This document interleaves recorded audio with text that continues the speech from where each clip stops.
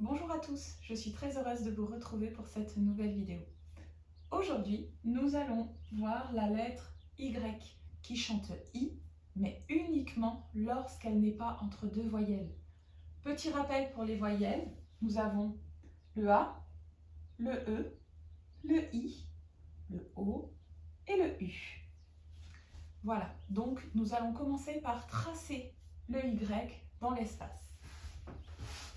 On met son doigt en l'air, on fait une canne à l'endroit, on remonte, on descend tout droit, puis on remonte en faisant une boucle qui tourne vers la gauche.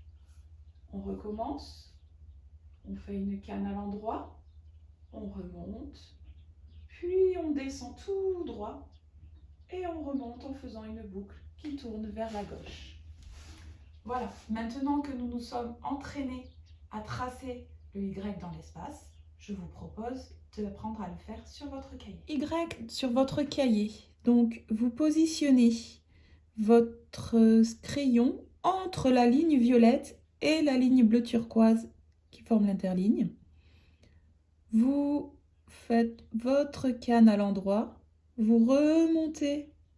On descend tout droit pendant 2 interlignes, 1, 2, puis on remonte en faisant une boucle qui tourne vers la gauche. Prenez bien le temps quand vous descendez pour que le trait soit bien droit, c'est très important. Donc je recommence, on positionne son crayon entre la ligne violette et l'interligne bleu turquoise. On fait sa canne à l'endroit, on remonte. On descend sur 2 interlignes bien droit et on fait la boucle qui tourne vers la gauche. Encore une fois, on positionne son crayon entre la ligne violette et l'interligne bleu turquoise. On fait la canne à l'endroit, on remonte, on descend tout droit jusqu'à la 2e interligne. On remonte en faisant une boucle qui tourne vers la gauche. Une dernière fois, on se positionne entre la ligne violette et l'interligne bleu turquoise. On fait la canne à l'endroit, on remonte, on descend tout droit jusqu'à la 2e interligne et on remonte en faisant une boucle qui tourne vers la gauche. Maintenant, c'est à vous de vous entraîner jusqu'à ce que vous fassiez le plus joli Y possible. Voyons à présent comment est-ce que l'on peut fabriquer des syllabes avec cette lettre Y. C'est assez simple puisqu'en réalité c'est exactement de la même façon qu'avec la voyelle I que vous savez déjà utiliser. Donc si l'on prend la consonne B qui sonne B et que l'on la met avec le Y, on obtient la syllabe bi. Si l'on prend la consonne D qui sonne D et qu'on la met avec le Y, on obtiendra la syllabe di.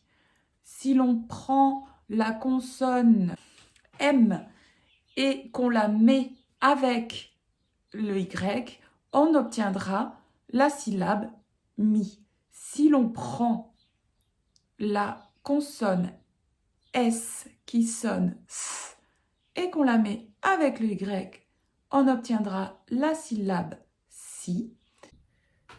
Si l'on prend la consonne L qui chante L et qu'on la met avec le Y, on obtiendra la syllabe li. Si l'on prend la consonne P qui chante P et qu'on la met avec le Y, on obtiendra la syllabe pi.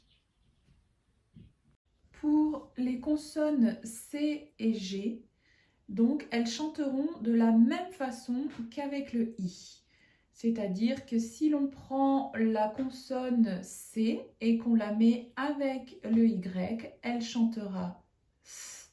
Donc, nous formerons la syllabe si. Et si l'on prend la consonne G et qu'on la met avec le Y, elle chantera J.